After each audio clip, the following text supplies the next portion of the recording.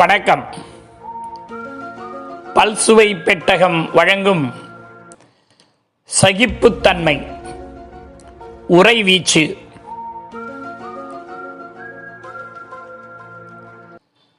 மனிதர்களுக்கு மனிதர்கள் விட்டு கொடுத்து வாழ்வதுதான் உலக அமைதிக்கும் சமூக மேம்பாட்டிற்கும் சிறந்ததாக விளங்கும். உலக நாடுகள் பலவும் பல்வேறு சிக்கல்களால் சிதறுண்டு போக, இந்தியா மட்டும் சுதந்திரம் அடைந்து ஏறக்குறைய 80 ஆண்டுகள் ஆனாலும் இன்னும் சிதறுண்டு போகாமல் ஒரு ஜனநாயக கட்டமைப்போடு வாழ்வதற்கு காரணம் அது கொண்டிருக்கக்கூடிய சகிப்புத்தன்மைதான். மனிதர்கள் வீட்டிலேயும் சரி, சமூக வாழ்விலும் சரி, சகிப்புத்தன்மையை கடைபிடித்தால்தான் வாழ்க்கை செம்மையானதாக இருக்கும். வீட்டிலே இருக்கக்கூடிய மனிதர்களுக்குள் பல்வேறு வேறுபாடுகள் இருக்கலாம். ஒத்த கருத்துடைய மனிதன் என்பவன் இந்த உலகத்தில் கிடையாது. ஒரே வீட்டிலேயே பல்வேறு கருத்து வேறுபாடுகளோடு, பல்வேறு முரண்பாடுகளோடு வாழ வேண்டியிருக்கிறது. அந்த முரண்பாடுகளை நாம் புரிந்து கொண்டு அவர்களோடு விட்டு கொடுத்து ஒற்றுமையோடு வாழ்வதுதான் சகிப்புத்தன்மை என்று பெரியவர்கள் குறிப்பிடுகிறார்கள். நாம் இந்த நிலத்தை தோண்டிக்கொண்டே இருக்கிறோம். தண்ணீருக்காக, வீடுகள் கட்டுவதற்காக, வேளாண்மைக்காக, மரங்களை நடுவதற்காக என்று தோண்டிக்கொண்டே இருக்கிறோம். ஆனால் இந்த நிலம் பொறுத்து கொள்கிறது, சகித்துக் கொள்கிறது. அதன் மீது விழுகிற ஒவ்வொரு வெட்டும் அந்த நிலத்தை காயப்படுத்தினாலும் அந்த வெட்டுகளை தாங்கிக் கொண்டு அதிலே இருந்து நடப்படுகிற மரங்களிலிருந்து கனிகள் பூத்து செழித்து குலுங்குகின்றன. அந்த வெட்டுகளை தாங்கியதால் தான் நடப்பட்ட மரங்கள் கனிகளை தருகின்றன. நிலம் வெட்டுகிற போது எதிர்ப்பு தெரிவிக்குமானால், அது சகிப்புத்தன்மை இல்லாமல் பொறுத்து கொள்ளாமல் இருந்து விடுமானால், நாம் வாழ்க்கையில் முன்னேற முடியுமா என்றால் நிச்சயம் முடியாது. நாம் வெட்டினால் அதிலிருந்து நீர் கிடைக்கிறது, அந்த நீர் நமக்கு பயன்படுகிறது. அப்படியானால் நிலம் எவ்வளவு சகிப்புத்தன்மையோடு பொறுத்து கொள்கிறது. அதை போலத்தான் மனிதர்களும். ஒவ்வொருவர் மனதிலும் தங்கமும் வைரமும் மின்னிக் கொண்டிருக்கின்றன. அவற்றை நாம் தோண்டி எடுக்க வேண்டுமானால், அவர்களை புரிந்து கொள்ள வேண்டுமானால் சகிப்புத்தன்மையோடு நாம் நடந்து கொள்ள வேண்டும். அந்த சகிப்புத்தன்மை தான் வாழ்க்கையை வளமாக்கும். கணவன் மனைவி, அண்ணன் தங்கை, பிள்ளைகள் என்று எல்லா நிலைகளிலும் விட்டு கொடுத்து அவர்களுக்குள் இருக்கிற முரண்பாடுகளை நாம் சகித்து கொண்டு, அவர்களுக்குள் இருக்கிற கருத்து வேறுபாடுகளை நாம் ஏற்றுக்கொண்டு அவர்களோடு வாழ தலைப்பட்டால்தான் வாழ்க்கை செழுமையானதாக இருக்கும். இங்கே இருப்பது சில காலம், இதற்குள் ஏனோ பிடிவாதம் என்று கவிஞன் குறிப்பிடுவான். இந்த வாழ்க்கையிலே, உலகத்திலே இருக்கிற சில காலத்தில் நாம் மகிழ்ச்சியாக எல்லோரையும் அரவணைத்து எல்லோருக்கும் நன்மையை செய்து நாம் வாழ்க்கையிலே வாழ வேண்டும் என்பதுதான் நம்முடைய குறிக்கோளாக இருக்க வேண்டும். ஒருவரோடு ஒருவர் பகைத்துக் கொள்வதால், ஒருவருடைய வெறுப்பை இன்னொருவர் சம்பாதிப்பதால் என்ன பயன்? அதனால் ஏதாவது பயன் விளையுமா என்றால் நிச்சயம் விளையாது. எனவே ஒருவரோடு ஒருவர் புரிந்து கொண்டு வாழ்க்கையை எல்லா நிலைகளிலும் ஏற்றுக்கொண்டு, யார் யார் எப்படி இருக்கிறார்களோ அந்த வகையிலேயே அவர்களை ஏற்றுக்கொண்டு வாழ தலைப்படுவோமானால் வாழ்க்கை வளமானதாக இருக்கும். மாறாக நம்முடைய பண்புகளுக்கேற்ப அவரை மாற்ற வேண்டும், என்று எண்ணுகிற போதுதான் சிக்கல் உருவாகிறது. நம்முடைய கருத்துக்களை அவர்கள் மீது திணிக்கிற போதுதான் சிக்கல் உருவாகிறது. யாருடைய கருத்தையும் யார் மீதும் திணிப்பதற்கு நமக்கு உரிமை இல்லை. அவரவர்களுக்கு இன்று இந்த உலகத்தில் வாழ்வதற்கு உரிமையும் வாய்ப்பும் இருக்கிறது. அவர்கள் வாழ்க்கையை அவர்கள் வாழ நாம் அனுமதிக்க வேண்டும். எனவே அதை நாம் பொறுத்து கொள்ள, அவர்களிடத்தில் இருக்கக்கூடிய பண்புகளை நாம் பொறுத்து கொள்ள வேண்டும். அது நமக்கு ஏற்புடையதாக இருக்கலாம், ஏற்புடையது அல்லாமலும் இருக்கலாம்.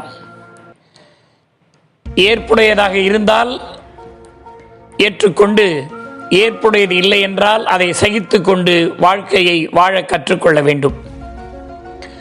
அதுதான் சிறந்த வாழ்க்கை. அன்பு.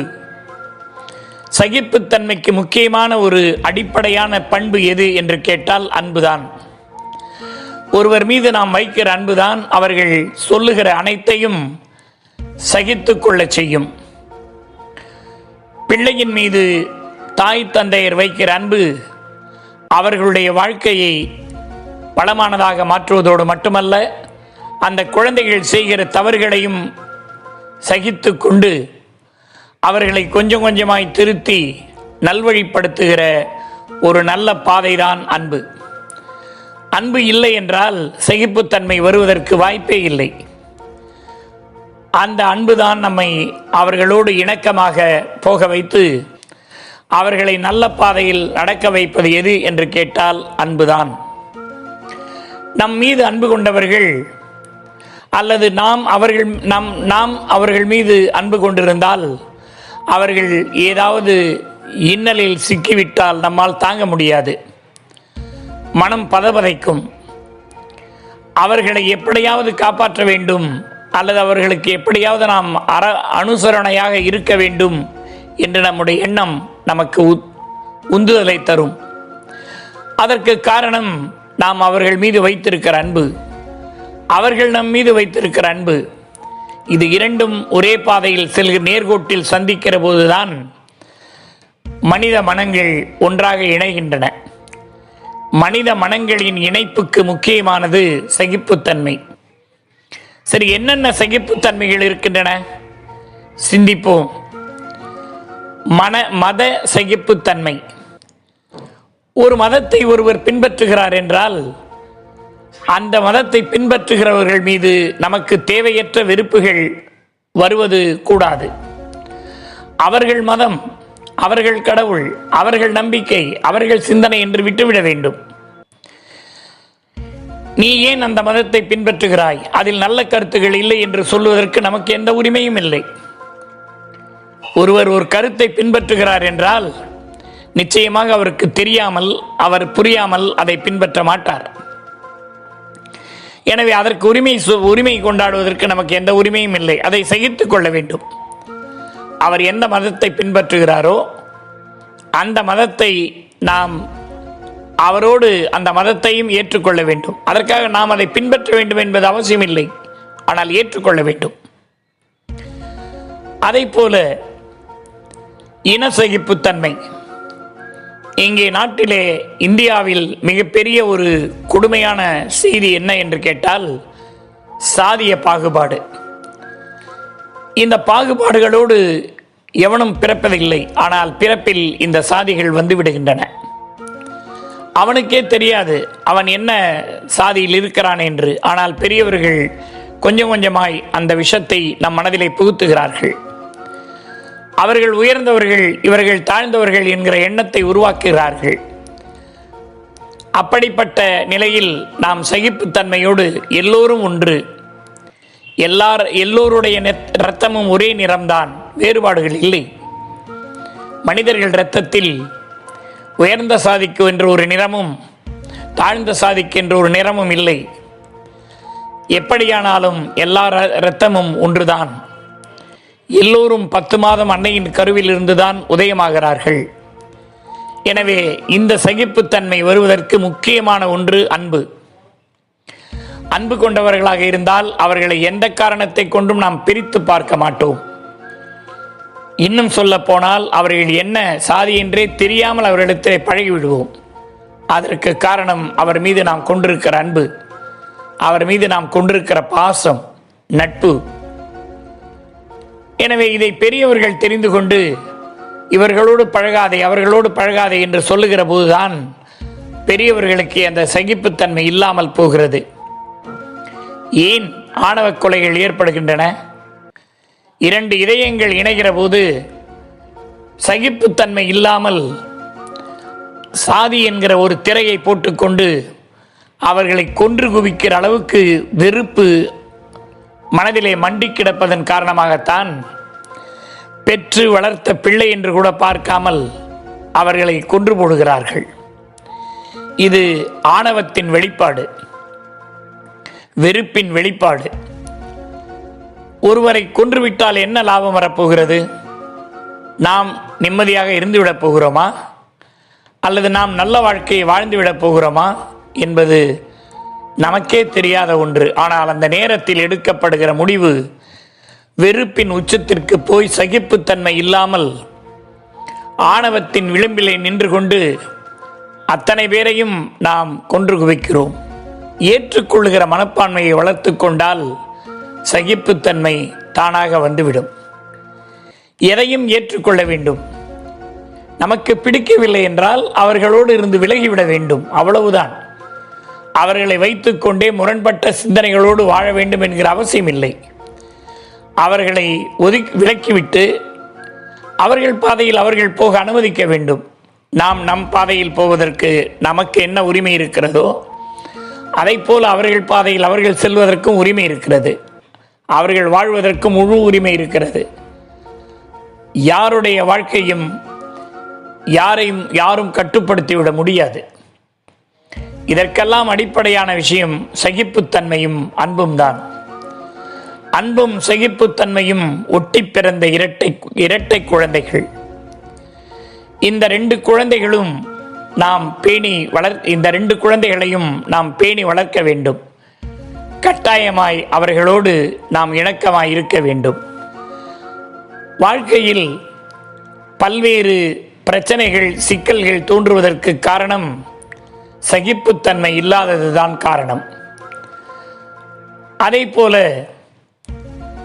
எந்த நாட்டைச் சேர்ந்தவராக இருந்தாலும், எந்த பகுதியை சேர்ந்தவர்களாக இருந்தாலும் அவர்களை எல்லோரையும் அரவணைத்து பார்க்கிற ஒரு மனப்பான்மையை நாம் வைத்துக் கொண்டோம் என்று சொன்னால் எல்லோரும் நம் உறவினர். பாவேந்தர் சொல்லுவது போல அனைவரும் உறவினர். மானுட சமுத்திரம் நான் என்று கூவு என்பார் பாரதிதாசன். ஆக மானுடத்தை நாம் மதிக்க வேண்டும். உலக மக்கள் எல்லோரும் ஒன்று. சங்க இலக்கியத்திலேயே நம்முடைய புலவன் சொன்னான், யாதும் ஊரே யாவரும் கேளீர் என்ற ஒப்பற்ற தத்துவத்தை சகிப்புத்தன்மையின் வெளியிலே நின்றுதான் அதை நமக்கு எடுத்துச் சொன்னான். எல்லோரையும் பொறுத்து கொள்ள வேண்டும். இவர் இந்த ஊர், இவர் இந்த இனம் என்று பார்ப்பதற்கு நமக்கு எந்த உரிமையும் கிடையாது. யாதும் ஊரே யாவரும் கேளீர் என்றால் உறவினர்கள், எல்லோரும் உறவினர்கள், எல்லோரும் நம் சொந்தங்கள் என்று சகிப்புத்தன்மையோடு நாம் வாழத் தொடங்கிவிட்டால் எல்லோரையும் உறவினராக ஏற்றுக்கொள்ள முடியும். மரங்களில் கனி கொடுக்கிற மரம், அந்த மரங்களில் இருக்கிற கனிகள் நமக்கு மிகுந்த மதிப்போடும் மகிழ்ச்சியோடும் அந்த மரங்கள் நமக்கு கனிகளை கொடுக்கின்றன. அவைகள் வேறுபாடு பார்ப்பதில்லை. இவனுக்கு இந்த கனியை கொடுப்போம், இவனுக்கு இதை கொடுக்காமல் நிறுத்துவோம் என்றெல்லாம் மரங்கள் பார்ப்பதில்லை. ஆனால் மனங்கள் பார்க்கின்றன. இவனுக்கு இதை செய்வோம், இவனுக்கு இதை செய்யக்கூடாது என்று மனங்கள் வெறுப்பின் விளிம்பில் நின்று கொண்டு பார்க்கின்றன. இந்த வெறுப்பு நீங்க வேண்டும் என்று சொன்னால் ஒவ்வொருவருடைய மனதிலும் சகிப்புத்தன்மை பாய்ச்சப்பட வேண்டும். அன்பு நீரை ஊற்றி சகிப்புத்தன்மை என்கிற பயிரை, நாற்றை நடுகிற போது அதிலிருந்து உருவாவதுதான் சமுதாய கட்டமைப்பு என்கிற பயிர். சமுதாய கட்டமைப்பு என்கிற பயிர் செழித்து வளர அன்பும் சகிப்புத்தன்மையும் இன்றியமையாதது. இவையெல்லாம் எதன் அடிப்படையில் வருகிறது என்று சொன்னால் பொறுமையின் அடிப்படையில் வருகிறது. பொறுமையே பெருமை தரும். சகிப்புத்தன்மை, பொறுமை, அன்பு, இந்த மூன்றும் ஒன்றோடு ஒன்று பின்னி பிணைந்த ஒரு ஒரு ஒரு அடிப்படையில் நடைபெறுகிற ஒன்று. ஒன்றில்லாமல் ஒன்றில்லை. அன்பில்லாமல் சகிப்புத்தன்மை வராது. சகிப்புத்தன்மைக்கு முக்கியமான ஆதாரமே பொறுமை. ஆக இந்த மூன்றும் ஒவ்வொரு மனித மனங்களிலும் கோலோச்ச வேண்டும். இந்த மூன்றும் ஒவ்வொரு மனித மனங்களிலும் விதையாய் தூவி மரமாய் செழித்து வளர்ந்திருக்க வேண்டும். மற்ற தீய எண்ணங்களை நீக்கி சகிப்புத்தன்மை, பொறுமை, அன்பு ஆகியவற்றை வளர்ப்பதற்கு தலைவர்கள் சொன்ன செய்திகளையும் அறிஞர்கள் காட்டிய வழியையும் அறிஞர்கள் கூறிய அறநெறி கருத்துக்களையும் பின்பற்றி வாழ்க்கையில் வாழ்வாங்கு வாழ வேண்டும். இருக்கிற காலத்தில் யார் மீதும் வெறுப்பை வளர்த்து கொள்ளாமல், யார் மீதும் பொறாமையை வளர்த்து கொள்ளாமல், யார் மீதும் சிக்கலை ஏற்படுத்தி கொள்ளாமல் அன்பின் வழியில், பொறுமையின் நிலையில் சகிப்புத்தன்மையை உருவாக்கி வாழ்க்கையை சிறப்பானதாக மாற்றுவோம். சகிப்புத்தன்மை இல்லாதவர்களுக்கு அதை புகட்டுவோம். அன்பை எல்லோருக்கும் ஊட்டுவோம். பொறுமையை எல்லோரிடத்திலும் காட்டுவோம். நன்றி, வணக்கம்.